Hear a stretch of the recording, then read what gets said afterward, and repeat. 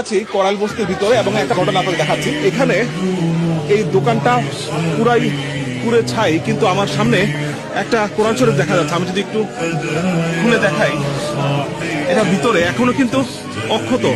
আমরা বিভিন্ন সময় দেখি যে বিভিন্ন জায়গায় যে আগুন লাগলে মানে সবকিছু পুরে ছাই হয়ে গেল, কোরআন শরীফ কিন্তু পুরে না, এমনটা আমরা বিভিন্ন জায়গায় দেখি। এবং এখানেও দেখেন যে এখানে লেখা যা আছে প্রত্যেকটা লেখা কিন্তু একেবারে পড়া যাচ্ছে।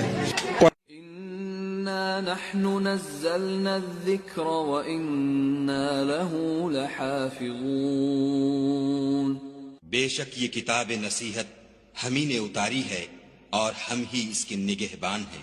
Indeed, it is we who sent down the message, and indeed we will be its guardian.